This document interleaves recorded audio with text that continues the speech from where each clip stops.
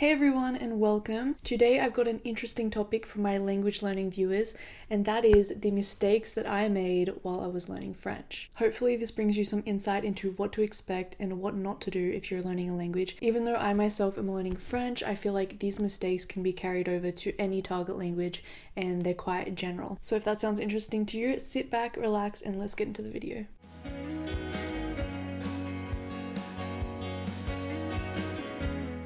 Mistake number one, and that is expecting results too quickly and expecting that I'm going to sound like a native French speaker. I put these two under one because it's really just unrealistic expectations. Oh boy, let me break that down a little bit. I remember when I first started learning French and I was listening to French music, different French singers like Angèle, even though she's not really French, and I would listen to these singers and I would be like, whoa, the French language is so beautiful, their French is so good, I can't wait till I sound like that. In reality, I will never sound like a real native French speaker unless I became super strict with my pronunciation, which, let's be honest, that's not going to happen. And I can imagine for a lot of you, it's difficult having an accent. But on the bright side, and what I've come to realize is it's just a part of the process, and it can actually be a fun thing having an accent because people will hear your accent and they'll ask you where you're from, why you are learning their language. Language learning is one of those things where it's really hard to measure results. Of course, if you're studying for a test or something like that, it's totally different. But I remember when I first started doing French, I was so obsessed with tracking my progress because I wanted to make sure that what I was doing was actually helping. And every few weeks, I'd try another free online French placement test to see if I'd magically gone up a few levels or something. Surely I'm not the only person who does this. Right. I'm also guilty of searching things like how to learn French fast or how to learn French in 3 months. And at the end of the day, you're not going to notice your progress that much if you're trying to track it really, really closely every single day. It's like you're going to the gym and every day you're like, wow, there's really no progress.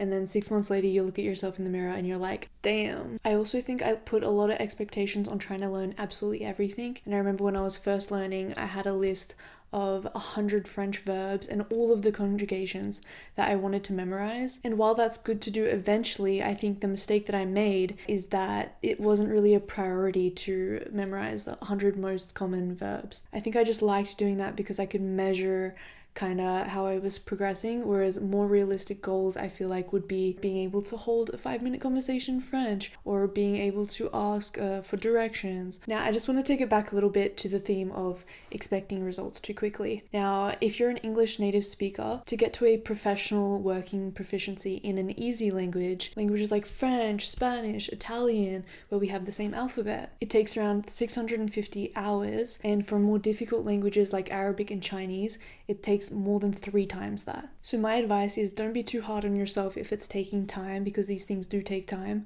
but don't be discouraged either because you do get out of it what you put in.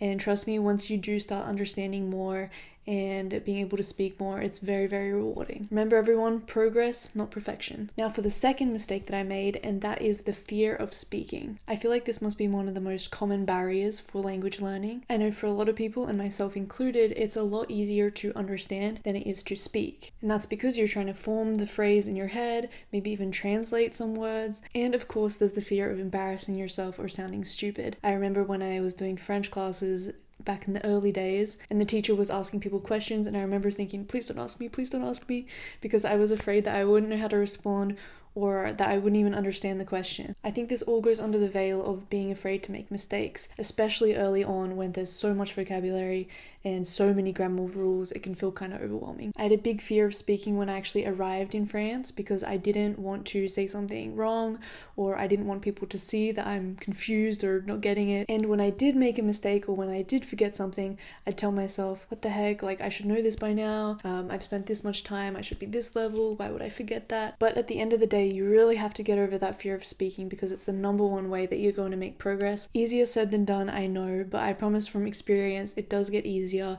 I just wish I kind of got over it sooner. Even after 2 years, I'm still making mistakes. Maybe I'll use the wrong tense, or I'll accidentally use tu with the delivery guy and not vous, but now I'm able to just laugh those things off. There's also no shame in asking people to repeat themselves or speak slower. Most people are quite understanding when you're trying to learn their language. In reality, people are going to tease you for your pronunciation and your accent accent, not necessarily in a mean way, but I think you just need to be able to laugh at yourself and not take yourself too seriously when it comes to language learning. That way it's going to be way more fun and a lot less stressful. If you're not making mistakes, you're not learning. Before continuing, I wanted to talk a little bit about the language learning school Lingoda. For those who haven't heard about Lingoda, they're an online language school that provides subscription-based classes in Spanish, French, German, and English, but they are most widely known for their sprints. And if you don't know what their sprints are, it's basically a 2-month intensive in one of those languages where you attend a 1-hour class every single day with a professor in a small group, and if you attend all of the classes, so 60 classes in 60 days,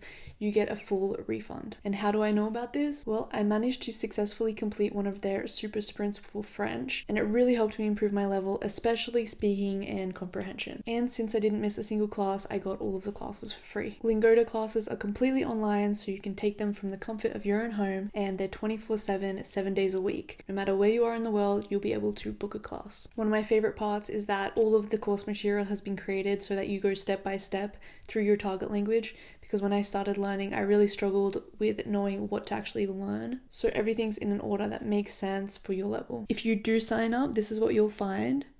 This is where you can book your classes, see your progress, do your homework, download class material, and all that good stuff. I'll put a discount code in the description so you lovely people get €20 off or $25 off. If you're interested in signing up for Lingoda or doing one of their sprints, I'll leave some videos in the description talking a bit about my experience, how I won the sprint and got the refund. I go really in depth about how I prepared and how much progress I made in French and all that kind of stuff, so if that interests you, I'll pop them down there. The third mistake is defaulting to English when I'm too lazy and staying in my comfort zone. This mistake I'm still guilty of making, and I really have to catch myself when I'm doing it. Having English as your native language has so many benefits because it's spoken throughout the world. So this means you're going to meet a lot of people that speak English, especially if you're in a larger city. So on days where I'm feeling particularly lazy, or I know that I can say something a little bit better in English, explain it a little bit better, I will default to English. And this is obviously not good because it doesn't push you to challenge yourself when things get tough. The best thing you can do is switch back to your native language as little as possible. If you really don't know how to say something in the language, you can try to describe it or use similar words, or literally just start pointing. I think it's all about getting out of your comfort zone, and your comfort zone will continue to expand. I remember the first time I went to the grocery store in France, and that was out of my comfort zone because the cashier was asking me questions and I didn't really understand what she was saying. But then this became really normal for me, and then I got out of my comfort zone again when I started doing interviews in French, and then that slowly becomes more normal. So it's not easy at the beginning, but it's kind of necessary to be able to progress. I know quite a few French people that came to Australia for an internship and to learn English, and they end up just finding the other French people and speaking French the whole time that they're in Australia. And I can totally relate to this because you do instantly connect with people that speak your language or that are from your country. At the end of the day, defaulting back to the language that you're more comfortable in is totally normal, but it's not going to help you in the long run. So gotta keep your eye on the prize. Mistake number 4, and that's not revising enough. One amazing study technique that I'll do is I'll learn something new, like a new word, a new phrase. I'll write it down, and then I will never look at it again.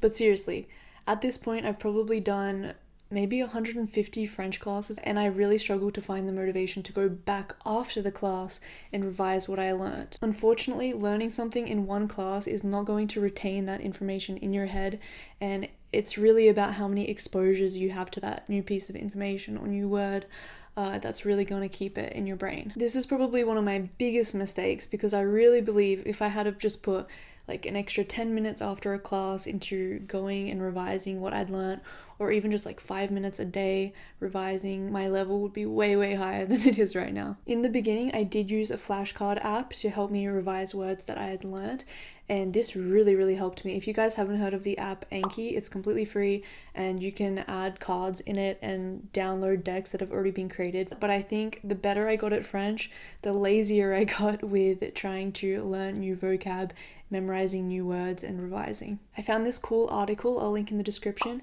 and basically they talk about how long it takes for a new word to be put in your long-term memory and not just your short-term memory. I'll keep it brief, but basically the article says you need about 30 to 50 seconds to memorize a new word, but you need about 6 to 12 exposures over a period of time to put that knowledge into your long-term memory. And for me personally, I really like seeing words in sentences or seeing phrases that I'm trying to learn actually being used, and that really retains it more than just trying to memorize just the word. And the fifth and final mistake is not reading and writing. I have majorly neglected reading and writing when it comes to learning French. For me, my number one most important thing was being able to understand and speak French, and then I figured the rest would come later. I can count the number of times I've actually written in French on both my hands. I'm not talking about text or keyboard, I'm talking about legitimately pen and paper writing, really old school. In my defense, I've never needed to, but when the day comes that I actually want to do an official French test where I have to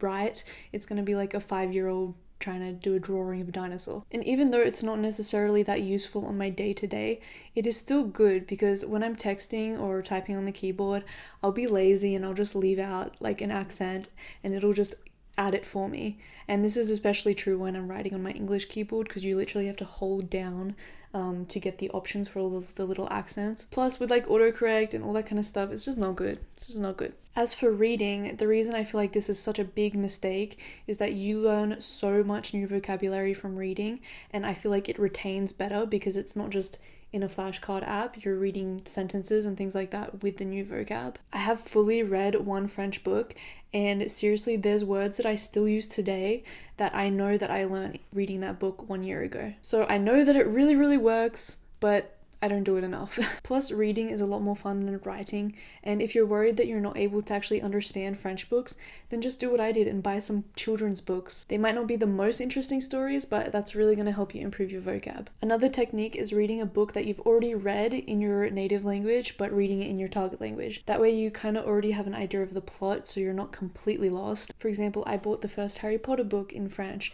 and a lot of those larger, more popular books are most likely going to be translated in the language you're trying to learn, especially if it's like French, Spanish, things like that. Well, everyone, that brings us to the end of the video. I hope you found some value in hearing about the mistakes that I made when it comes to language learning. Please let me know in the comments of what language you're learning. I always love to hear from you guys, and if you feel like you make the same mistakes as me,